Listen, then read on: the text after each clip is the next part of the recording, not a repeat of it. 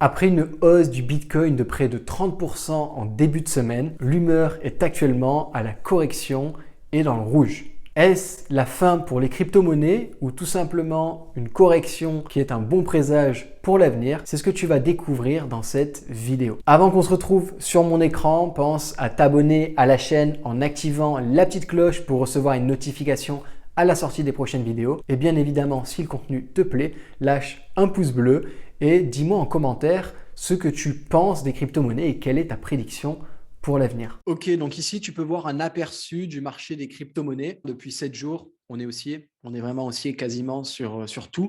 Et on a eu une très, très belle hausse dans un membre du top 10, le Luna, qui a pris à son maximum 70%. Et là, on est aux alentours de plus de 40% les 7 derniers jours, qui est pour moi un excellent signe. C'est un excellent signe que Luna ait eu un énorme mouvement, parce que ça montre que le marché n'est pas mort, que le marché peut être très réactif. Surtout, certains projets peuvent être particulièrement réactifs. Et en d'autres termes aussi, c'est que là, la baisse qui suit, elle est normale. Elle est tout à fait normale. Et quand on va aller sur les graphiques, on va voir que c'est normal et que pour moi, ça présage de bonnes choses sur les prochains mois, les prochaines semaines. Pourquoi? Parce que je pense vraiment qu'on entre dans une configuration où on a le potentiel dans les 6, 8 prochains mois d'aller taper les plus hauts historiques du Bitcoin. Pourquoi pas en 2022, dans cette année, retourner taper les plus hauts historiques du Bitcoin. Donc, pour ceux qui seront patients, je pense qu'il y a quelque chose de joli à faire. Donc ici, on a le graphique du Bitcoin en daily. Et dans ce graphique, s'il y a bien une chose qui est importante à repérer, qui est importante à notifier, c'est ça.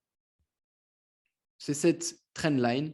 Pourquoi cette trendline? Parce que aujourd'hui, cette trendline, c'est un petit peu l'histoire du Bitcoin. Quand je vous dis l'histoire du Bitcoin, si on devait résumer le Bitcoin en une ligne, ce serait celle-là. Et tant qu'on est au-dessus de cette ligne, on va être plutôt acheteur.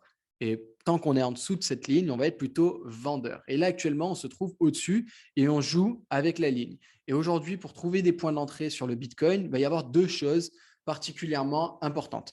La première, c'est de repérer, c'est déjà de connaître sa stratégie. Est-ce que tu es prêt à conserver du Bitcoin sur le long terme? Est-ce que pour toi, ça ne te dérange pas d'être dans le rouge pendant 6 mois avant d'être regagnant ou même d'être dans le rouge pendant 1 an, 2 ans, 3 ans? C'est une question que tu dois te poser.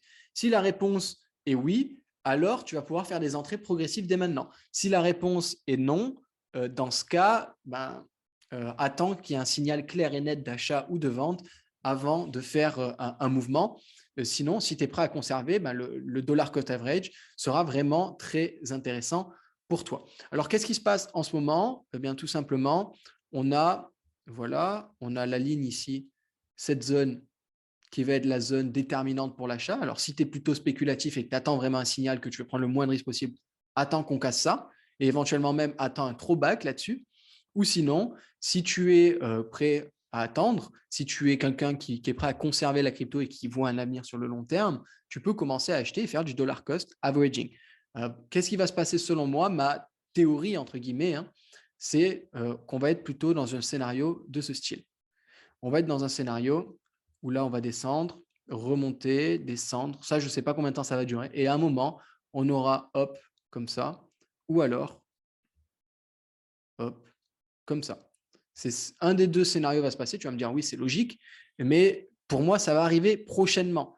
C'est quelque chose qui devrait rapidement se passer parce que, comme je te l'ai dit, moi, je pense qu'on est plutôt sur ce scénario. Là, ça, c'est le scénario 1. Moi, je prime plutôt sur le scénario numéro 1. Je pense que en 2022, on a vraiment de quoi aller taper les 70 000 dollars, les 68 000, 69 000, 70 000 dollars, aller rechercher ce all-time high. Et donc, pour ça, eh bien, il va falloir avoir les meilleurs points d'entrée. Pour avoir un bon point d'entrée, deux solutions. Soit tu fais du dollar cost averaging, c'est-à-dire que tu rentres sur plusieurs niveaux. Par exemple, tu te dis, j'investis toutes les semaines ou j'investis tous les mois. Soit tu fais ça. Soit, deuxième option, tu vas aller sniper les rejets du prix. Les rejets du prix, c'est ça.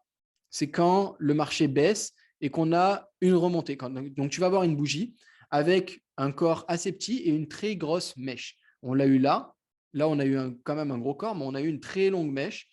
Tu as eu là une longue mèche, tu as eu ici une longue mèche. En général, quand tu as cette longue mèche, le marché, eh bien, il vient rebondir, il vient faire son expansion, disons, et il repart à la hausse.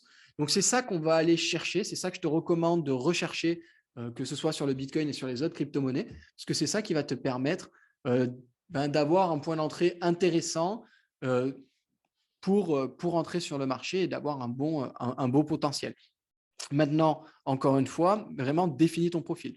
Ça, c'est pas parce qu'il y a ça qu'après, ça ne peut pas se retourner complètement. Donc, si tu es prêt à conserver les cryptos sur le long terme, fais ça. Fais ça et ensuite dollar cost averaging pour lisser ton point d'entrée, pour avoir un point d'entrée, pour réduire ton prix de revient unitaire et profiter ensuite de la hausse quand elle reviendra. Si par contre, tu n'es pas forcément un pro crypto, tu n'y crois pas forcément sur l'avenir et que tu veux juste spéculer, dans ce cas, attends la cassure soit de ce rectangle bleu, soit de cette ligne rouge, de cette trendline rouge, attends la cassure à la baisse de la trendline rouge ou attends la cassure à la hausse de cette ligne bleue, de ce rectangle bleu. Maintenant, ce qui concerne l'Ethereum, globalement, on a plus ou moins la même chose avec ici, hop, globalement, on a relativement la même chose. Hein. On peut mettre ici ce trendline. On peut également avoir, hop, on va prendre le pinceau, je vais prendre un rectangle. On peut également ici avoir une zone là où on est plutôt une zone où c'est l'achat qui est propice. Et donc là, ça va être exactement la même chose, à une toute petite différence près ici, c'est qu'on a aussi cette trendline baissière qui vient former un triangle, qui fait qu'on a un triangle. Et ce genre de triangle, d'après les études statistiques qu'on peut retrouver dans le livre de François Baron, Le chartisme, quand on a des triangles qui se forment, donc il s'est formé plutôt par là, le triangle, on va dire qu'il a commencé, disons qu'il a commencé là. Alors, on va mettre le pinceau, je vais essayer de tracer de l'endroit ici. Donc, on va le diviser en 3.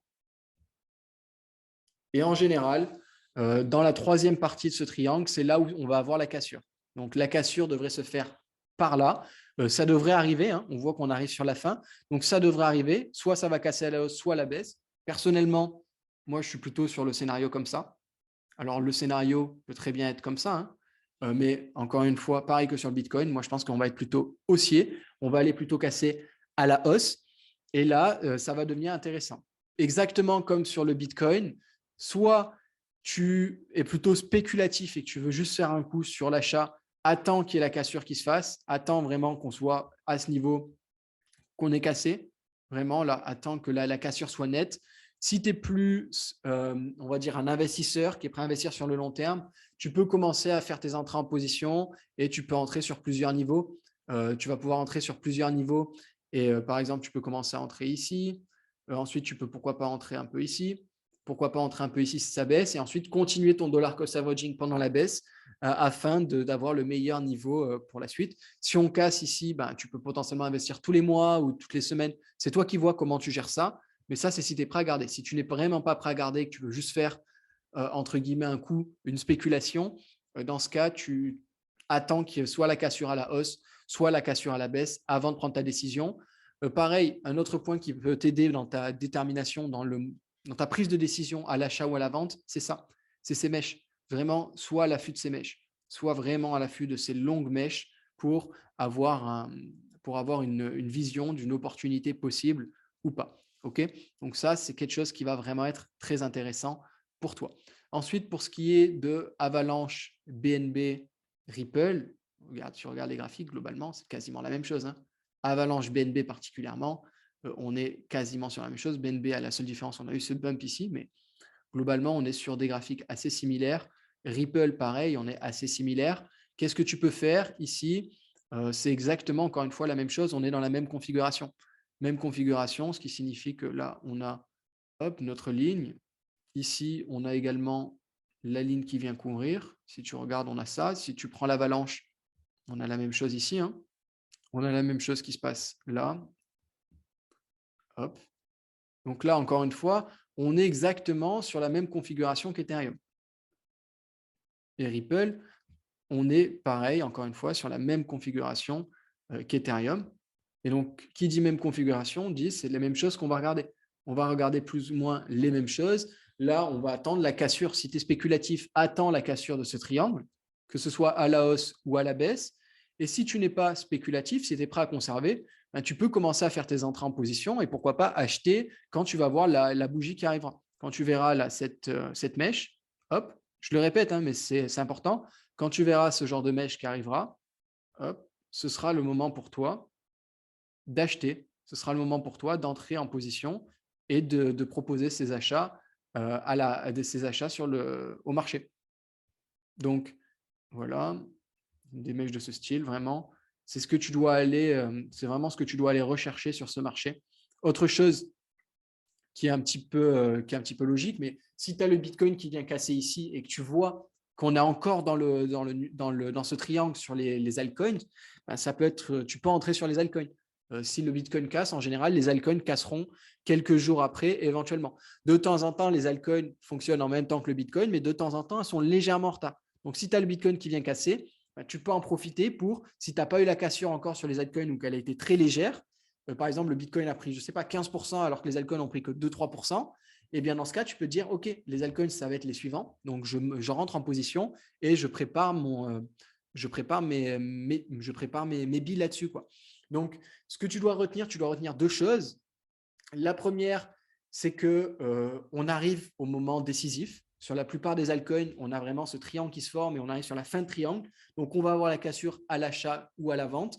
Personnellement, je suis plus en faveur d'une cassure à l'achat parce que les données économiques du moment et les conjonctions actuelles sont plutôt haussières. Ça ne m'étonnerait pas qu'on ait par exemple aussi un S&P 500 qui aille taper son plus haut historique dans les 6 à 8 prochains mois. Et donc, pour moi, pareil sur le Bitcoin, on devrait aller taper des plus hauts historiques d'ici 6 à 8 mois. Et donc, les altcoins, peut-être pas des plus hauts historiques pour les altcoins, parce que ça évolue de temps en temps légèrement différent que le Bitcoin, mais des altcoins qui suivront et qui seront explosives également. Et deuxième point, c'est si tu es plutôt spéculatif, attends qu'il y ait un signal clair, donc la cassure de ce triangle ou de ce niveau clé pour le Bitcoin. Et si tu es moins spéculatif, que tu es plutôt quelqu'un qui est prêt à conserver, tu peux juste faire du DCA, donc du dollar cost average, pour avoir les meilleurs prix de revient unitaires sur ces positions. C'est tout pour cette vidéo, j'espère qu'elle t'aura plu. Si elle t'a plu, lâche un pouce bleu, dis-moi également ce que tu en penses en commentaire et comment tu vois les crypto-monnaies évoluer sur les prochains mois et les prochaines années. Tu peux également récupérer ta formation qui est totalement gratuite. C'est un cours dans lequel je te dévoile les techniques que j'ai utilisées pour générer mon premier salaire grâce à la bourse. Tu trouveras ce cours gratuit dans la description. Tu peux le récupérer maintenant. Pense également à t'abonner à la chaîne en activant la petite cloche pour recevoir une notification à la sortie des prochaines vidéos. Sur ce, je te dis à très vite. Ciao, ciao!